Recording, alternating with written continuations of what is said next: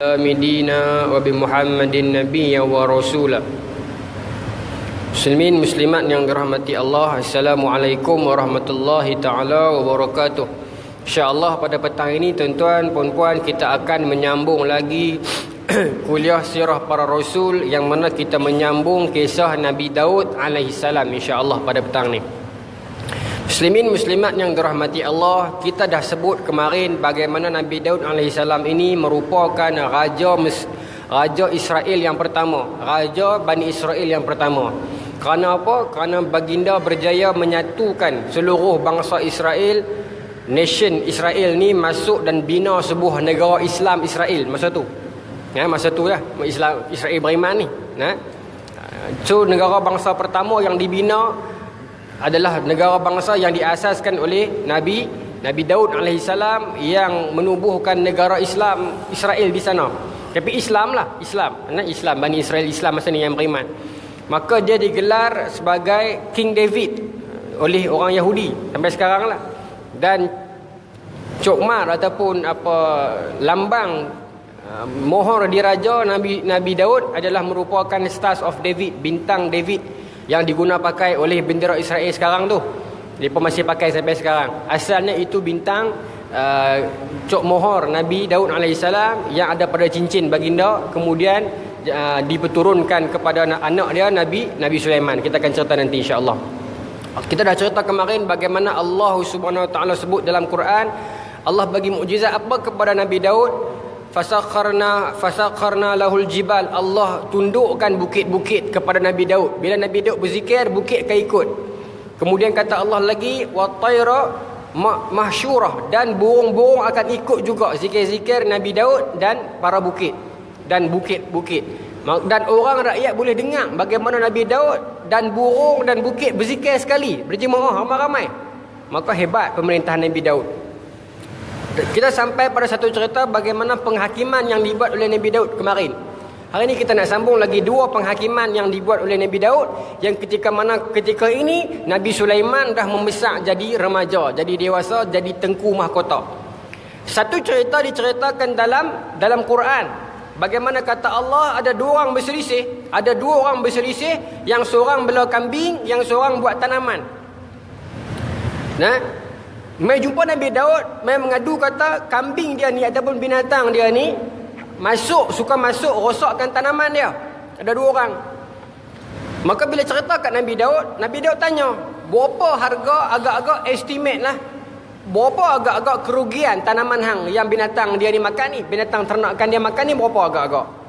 Maka wani ceritalah sekian-sekian harga. Maka Nabi Daud minta agar orang yang bela binatang ni, ternakan ini, bayar balik harga sayur yang binatang dia rongkah masuk makan tu. Tuan-tuan, kita sebagai orang awam ni, bagi kita apa yang Nabi Daud sebut tu kira dah cukup pandai dah lah, cukup adil lah. Takat mana binatang hang makan, takat tu lah ambil. Kira berapa kerugian, binatang hang makan banyak mana, bayar balik. Itu yang dipraktiskan sampai sekarang pun. Logik manusia memang macam tu. Maka Nabi Daud perintahkan macam tu. Dalam Quran Allah kata fafahamna laha Sulaiman. Allah kata Nabi Daud tak salah, tetapi Allah bagi kefahaman yang lebih kepada Nabi Sulaiman. Nabi Sulaiman bila dengar perbicaraan ni, dia kata, ayah, can I interrupt? Dia kata, boleh saya masuk sikit? Nabi Daud kata silakan. Nampak? Nabi Daud punya baik. Dia tak kata hang muda lagi, hang tengok sudah, jangan duk pandai-pandai tegur orang tua-tua. No. Dia dengar pendapat anak dia. Walaupun anak dia interrupt tengah-tengah orang ramai. Ayah dia raja. Kalau kita tuan-tuan jadi raja, anak kita celah tengah-tengah, kita dengan ego kita boleh marah. Tapi Nabi Daud dia tawaduk, dia tak kisah. Maka dia kata silakan anak aku. Maka Nabi Sulaiman kata, saya punya pendapat yang lain. Bagi saya tak payah bayar. Abang yang bela sayur ni, kita bagi tempoh kat dia, ambil kambing kawan ni, ambillah kat dia. Ambillah apa hasil-hasil kambing kawan ni, ambil susu dia semua, ambil, boleh minum, halal untuk dia. Dan abang yang bela kambing ni, masa tempoh kawan tu ambil kambing dia, abang ni boleh guna hasil tanaman sayur abang B tadi ni. Nampak? Macam dia barter, dia bertukar. Tapi perjanjian dalam tempoh katalah sebulan. Maknanya dalam sebulan itu hang ambil susu kambing dia, yang hang bela kambing ni pula hang ambil saja sayur tanaman dia. Cukup sebulan, dah dua orang puas hati, win-win, bayar balik, tukar balik. Tuan-tuan, ini pendapat Nabi Sulaiman. Dan Nabi Daud kata, aku suka dengan pandangan ni dan aku suka dengan keputusan ni. Bila tanya dengan dua orang tadi ni yang buat laporan, dia berkata, wahai tuanku Nabi Daud, Raja Daud, kami pun setuju dengan yang ni. Aku dah taram lama dah kat susu kambing dia, tak dapat. Kali ni cantik maka dapat. Maka dua orang pun happy. Nampak? Ini maknanya apa yang Nabi Daud beritahu tadi tak salah, betul. Cuma mungkinlah yang belah kambing ni merangkam sikit, geram sikit lah. Tapi bila Nabi Sulaiman buat keputusan, betul juga. Dan Allah kata Allah lebihkan kefahaman kepada Nabi Sulaiman dan dua-dua orang setuju. Cantik Nabi Sulaiman. Baik. Satu lagi tuan-tuan cerita dalam hadis Nabi SAW cerita kepada para sahabat tentang bagaimana Nabi Sulaiman ketika satu hari datang dua orang perempuan. Datang dua orang perempuan, seorang tua dalam 40-an, 50-an, 40-an lah. Seorang dalam 20-an, bawa satu orang baby berebut. Zaman tu belum ada DNA, zaman tu belum ada cop jari, belum ada surat beranak. Maka ceritanya bila mereka bawa baby mereka ke kebun, ke tempat nak buat kerja-kerja harian ni, letak seorang satu baby. Zaman tu mungkin ibu-ibu bawa anak kot untuk pergi kerja, Allah Ta'ala alam lah. Tapi cerita dia, bila balik baby tinggal seorang.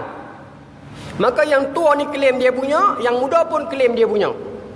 Maka bawalah menghadap Nabi Daud. Wahai Nabi Daud, wahai Raja Daud, baby ni saya punya. Yang makcik tua ni kata. Yang kok muda ni kata, tak, tuanku saya yang punya, berebut.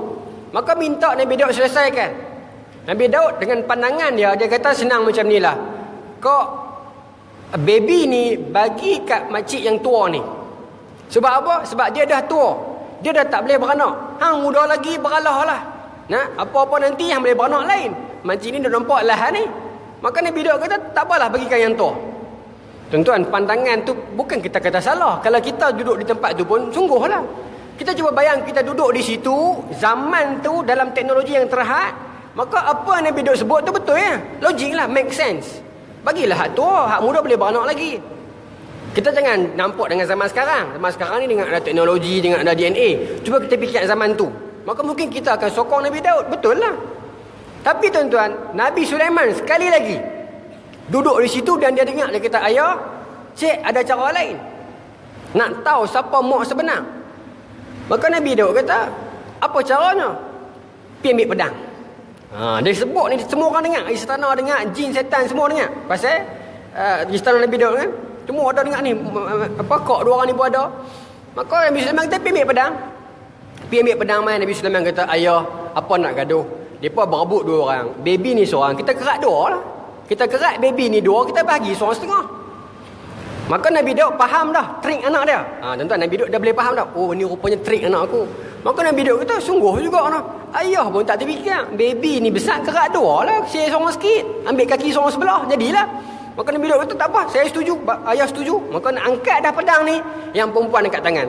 Wahai tuanku, sebenarnya bukan anak saya. Anak kau ni. Ambil lah. Jangan kerat. Tuan-tuan. Maka mereka ambil baby ni nak bagi kat kakak tu lah yang tua dah. Maka Nabi Sulaiman kata, stop. Anak ni bukan anak kau tu. Tapi anak hak muda ni. Pasal apa? Pasal dia mak sebenar. Dia tak gamak tengok anak kan dia kena kerat dua. Dia rela mengaku bukan dia punya. Asalkan hidup. Hampir kat orang lain pun tak apa, janji hidup. Inilah mak sebenar. Bukan yang dengan hak tua tadi tu. Hang kerat dua pun kau ambil. Ni tak. Dia kata, tak apalah. Kalau sampai kena kerat dua, aku sayang anak aku, pergi kat orang lain pun tak apa, janji tak kena kerat. Itulah mak sebenar yang muda. Maka Nabi Sulaiman bagi kat yang muda. Bijak lah tuan. Bijak Nabi Sulaiman. Hebat. Masa ni dia masih tengku mahkota. Baik. Maka zaman pemerintahan Nabi Daud pun berlalu lah. Lama. Dan Nabi Daud ini dia terkenal dengan seorang yang sangat protector. Dia sangat melindungi isteri dia. Nabi Daud ni. Dia sediakan satu bilik khas, mihrab untuk isteri dia. Yang bilik tu sangat dikawal rapi, siapa pun tak boleh masuk persekitaran tu. Dia sayang sangat isteri dia, dia jagalah, dia jaga. Baik. Sampai satu ketika, isteri dia nampak ada seorang lelaki yang duduk depan bilik tu, dan di sebelah dia ada kuda putih. Di sebelah dia ada kuda putih. Maka isteri dia katalah hati, kalau Nabi Daud nampak, habislah kawan ni. Macam mana dia boleh terlepas masuk ni? Maka Nabi Daud pun sampai masa tu. Nabi Daud tengok lelaki tersebut dalam kawasan perumahan isteri dia, dalam halaman tersebut. Dia sangat marah. Dia tanya, macam mana hang boleh main? Siapa hang? Macam mana hang boleh terlepas masuk? Lelaki jawab, wahai tuanku Nabi Daud, Raja Daud, Aku adalah orang yang tak pernah takut kepada mana-mana raja. Aku adalah siapa yang tak pernah ada benda apa-apa yang dapat halang aku. Kalau aku nak, aku dapat. Semua raja-raja dalam dunia ini takut kepada aku. Aku tak pernah hormat, tak pernah takut kepada mereka. Maka Nabi Daud faham itu adalah apa? Malaikatul maut, malaikat maut. Mai untuk ambil nyawa Nabi Daud. Tuan-tuan, saya nak pause kat situ Ustaz. Kalau kita tengok dalam hadis Sunan Tirmizi, ada satu cerita hadis Nabi cerita tentang Nabi Daud AS asalnya umur dan 60 tahun. Nah, dalam hadis ni cerita pasal Nabi Adam. Nabi Adam Allah Ta'ala bagi dia 1000 tahun. Maka malam masa hari dia melintah tengok semua roh manusia. Dia nampak roh Nabi Daud bersinar. Dia tanya Jibril, apa siapa ni? Jibril kata ini adalah anak cucu hang juga, Daud. Dia akan jadi raja Israel nanti, raja yang besar. Maka umur dia berapa? Umur dia 60. Maka Nabi Adam kata ambil 40 daripada umur aku bagi kat dia. Itu dalam tafsir. Tapi dalam matan hadis cerita ketika mana malaikat maut nak ambil nyawa Nabi Adam, ketika itu Nabi Adam tanya, bukankah aku ada lagi 40 tahun? Maka Jibril kata, malaikat maut kata, 40 tahun hang dah bagi dah kat cucu hang Nabi Daud. Hang lupa ke? Itu dalam hadis, dalam matan hadis. Yang saya cerita tadi, Nabi Adam jalan tengok roh tu, itu tafsir hadis tu. Nah, mungkin salah, mungkin betul. Tapi yang cerita Nabi Adam tanya, bukan aku dah lagi 40 tahun ke? Malaikat maut kata, dah 40 tahun hang tu hang dah bagi kat cucu hang Nabi Daud. Cucu cicit lah. Maka Nabi Daud ini asalnya umur dah 60, tetapi dapat subsidi umur daripada Nabi Adam jadi 100. Jadi 100 tahun. Maka dia wafat umur dia 100 tahun. Baik. Hari kewafatan dia dia meninggal pagi. Ini wafat pagi. Maka diceritakan dalam laporan, dalam narration cerita, puluhan ribu rakyat yang bawa mayat dia. Pasal apa? Pasal rakyat terlalu sayang dekat dia. Baik yang beriman, baik yang bukan beriman, baik rakyat, baik bukan rakyat, baik siapa yang pernah duduk bawah pemerintahan dia, sangat sayang dengan Nabi Daud. Kerana apa? Kerana dia sangat adil. Tuan-tuan, Raja Daud, Nabi Daud seorang yang hebat, yang besar, yang agung, yang power. Tapi kalau kematian datang kepada dia, tidak ada mana-mana kuasa yang boleh halang. Nabi sebut dalam hadis, tuan-tuan mengaji kitab Matan Arba'in, hadis 40, hadis nombor 19, kata Nabi, wa'lam annal ummah law ijtama'at ala ayyanfa'uka bi syai'in. Ketahuilah, kata baginda Nabi, kalau seluruh dunia ini, seluruh umat berkumpul nak bagi manfaat kepada kamu, lam yanfa'uka illa bi syai'in qad kataballahu lak. Sesungguhnya tidak akan dapat bagi manfaat pun kalau Allah tak izin. Begitulah sebaliknya. Wa in ijtama'u ay ala ay yadurruka bi syai'in. Kalau semua berkumpul nak bagi mudarat kepada kamu, kalau Allah tak izin, maka tak akan berlaku. Apa makna dia? Nak bagi tahu hebat macam mana kita pun, agung macam mana kita pun, kalau Allah kata no, no. Tuan-tuan, Nabi Daud AS ada semua kelengkapan. Tentera dia hebat, baju besi semua ada. Tapi kalau Allah kata mati, mati. Tuan-tuan, kita hidup kat dunia ni, kalau kata kita kaya lah tuan-tuan, kaya hebat ni. Kita kata kita ada harta bilion. Maka kita nak kata aku nak makan hidangan paling hebat dekat dunia, kata kan. Maka kumpul semua chef seluruh dunia, chef Spanyol, chef Arab, chef Perancis, kumpul buat satu masakan yang paling hebat. Satu pinggan tu harga 100 juta contoh. Kita kaya, kita tak heran. Tuan-tuan, kalau Allah tak izin, apa Allah boleh buat? Makanan dah siap, pegawai semua nak tengok, live streaming semua dah. Allah cuma buat satu benda ya. Mulut kita tak boleh buka. Apa boleh jadi? Apa nak berlaku? Tuan-tuan, hidangan 100 juta pun tak boleh makan. Allah tak perlu buat hidangan tu terbalik. Allah tak perlu cabut nyawa chef tu. Allah cuma buat satu benda ya. Mulut kita nak makan tak boleh buka. No point, 100 juta makanan pun. Itu maksud Allah tadi ni, maksud Rasulullah tadi ni. Kalau Allah tak izin, satu dunia berkumpul pun takkan terjadi. Baik, sikit lagi tuan. Bila Nabi dia wafat, ramai macam tu puluh-puluh ribu orang nak pikul jenazah Nabi Daud. Maka ketika itu tengah hari, matahari duk naik secara tadi pagi kan. Maka ketika ini Nabi Sulaiman, arahan pertama dia kepada burung. The first instruction, arahan pertama yang Nabi Sulaiman arahkan kepada burung, kata Nabi Sulaiman, wahai burung, jadilah teduhan, jadilah bumbung, iringi orang yang bawa jenazah ayah dia. Maka sepanjang perjalanan orang yang bawa jenazah Nabi Daud, burung, puluhan ribu burung tutup buat jadikan bumbung. Maka jadi teduhan untuk mereka. Tuan-tuan, Habis Nabi Daud wafat, Nabi Sulaiman naik. Wawarisu Sulaiman, Nabi Sulaiman mewarisi Nabi Daud. Apa yang Nabi Sulaiman warisi Nabi Daud? Yang pertama, Nabi Sulaiman warisi kerajaan, dia jadi raja. Yang kedua, Nabi Sulaiman warisi kenabian. Tapi apa kelebihan Nabi Sulaiman? Dia doa kepada Allah, ya Allah, Rabbi habli mulkan la yambaghi li ahadin min ba'di. Ya Allah, berikan kepada aku satu kerajaan yang engkau tak akan bagi kepada orang lain sebelum dan sesudah aku. Tuan-tuan, Allah izinkan untuk dia, Allah perkenankan untuk dia. Apa Allah bagi kat Nabi Sulaiman? Fasakharna lahu riha. Allah tundukkan angin di bawah dia. Tuan-tuan, Nabi Sulaiman boleh kontrol angin. Dalam Quran Allah cerita perjalanan sebulan Nabi Sulaiman boleh buat sehari kerana angin. Tuan-tuan, dalam Quran ni menarik. Sebab Allah kata perjalanan yang jauh boleh jadi shortcut kerana angin. Betul tak? Betul ya tuan. Sekarang ni kita pergi Mekah. Nah, pergi tempat jauh-jauh, naik kapal terbang. Kapal terbang pakai kuasa upthrust force, kuasa angin. Terbang di atas tu, angin duk sedut tarik tu, kuasa angin tu. Yang menjimatkan perjalanan kapal terbang tu bukan pakai kuasa saya, kuasa angin. Maka betul kata Allah, angin dapat menjimatkan perjalanan. Maka kata Allah, Nabi Sulaiman dengan angin dia boleh dapat perjalanan sebulan jadi sehari. Yang pertama. Yang kedua kata Allah, Nabi Sulaiman juga dia boleh tundukkan jin dan iblis di bawah dia. Ketika ini, zaman ini, Nabi Sulaiman perintah kerajaan yang di bawah dia manusia, jin, iblis, binatang. Semua duduk di bawah dia. Dan Nabi Sulaiman ambil jin dan iblis yang kategori kontraktor kelas A ni, pandai bina-bina ni, ambil mereka ini untuk bina bangunan Nabi Sulaiman. Maka hebat. Ketika ini semua duduk bawah perintah dia. Kira masa ni iblis dengan jin beriman ke? Tak. Cuma mereka takut dengan Nabi Sulaiman. Kalau mereka cuba nak lawan, mereka akan disambak petir. Ini Allah buat ni. Zaman ini kerajaan bersatu. Maknanya manusia, jin semua bawah satu pemerintahan. Dia akan ada kesan dia saat lagi. Bukan saat lagi lah, esok lah yang tu. Kesan yang besar ada. Harga yang mahal kena bayar. Bila kerajaan manusia dan kerajaan jin bersatu, akan ada kesan dia. Yang tu mungkin esok kita cerita. Ini sikit ya. Allah sebut dalam Quran, kata Allah, wa husyira junud wa husyira li Sulaiman junuduhu. Allah kumpulkan untuk Sulaiman tentera dia, minal jinni wal ins wat tair.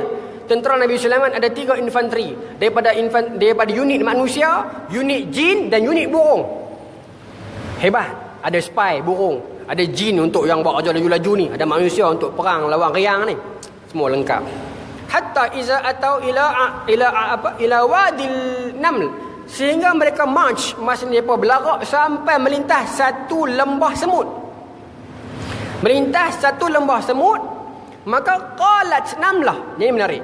Qalat namlah, dalam Quran Allah cerita, berkata satu ekor semut betina. Qalat, dia guna apa? Muannas. Perempuan, dia guna isim perempuan.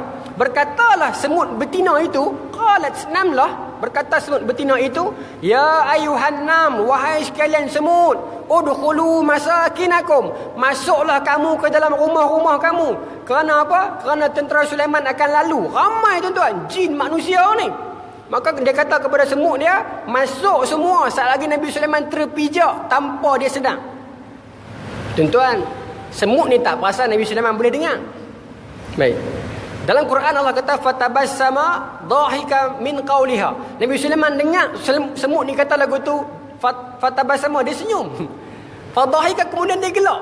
Min qawliha, dengar kata-kata tu dia gelak. Dia kata, ya Allah, jadikanlah aku hamba yang bersyukur. Tuan. Tapi yang menarik dia, dalam Quran Allah kata semut betina. Kerana apa? Kerana tuan-tuan, kajian sains hari ni memang dalam koloni semut, memang ketua dia semut betina. Dia panggil apa? Semut apa? Semut ratu. Kan? Semut permaisuri kan, semut ratu. Tapi ketua dia memang betina. Ini fakta sains. Kajian terbaru, kajian sains mengatakan, dalam koloni semut, ketua nombor 1, semut queen tu, semut permaisuri tu, perempuan, betina. Maka betul dalam Quran Allah kata, yang berkata bagi arahan tu semut betina. Tuan-tuan, ini Quran. Dia sebut ini mukjizat dah.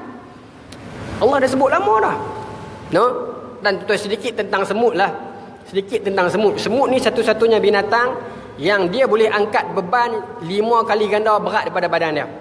Kemudian semut juga adalah binatang yang berperang, yang dia berperang dan dia boleh tawan tawanan dia. Geng-geng semut lah, sebab geng semut ada 12,000 spesies seluruh dunia. Dia boleh tawan kawanan dia dan dia boleh ambil duduk dengan dia jadi hamba dia. Nombor 2. Yang ketiga, fakta menarik tentang semut, tuan-tuan boleh cek. Semut adalah satu-satunya makhluk selain daripada manusia. 2 makhluk ni je. Dalam dunia ni ada 2 makhluk saja, manusia dan semut, yang ada binatang peliharaan. Allahu Akbar. Manusia bila kucing, bila itik, bila ayam tak boleh. Semut bila apa? Wallahu ta'ala alam. Tapi sains buat kajian, semut antara binatang yang ada pet, ada binatang peliharaan. Allahu Akbar. Macam mana binatang sekecil tu Allah boleh buat depa ada binatang peliharaan depa. Tak tahulah bila hamster ke bila apa, tak tahu, tapi sains membuktikan depa ada binatang peliharaan. Allahu Akbar. Hebat kajian semut. Maka Nabi Sulaiman tersenyum dan gelak bila dengar Raja Semut kata macam tu. Nabi Sulaiman, Nabi ke mana ni? Esok kita cerita. InsyaAllah. Assalamualaikum warahmatullahi taala wabarakatuh.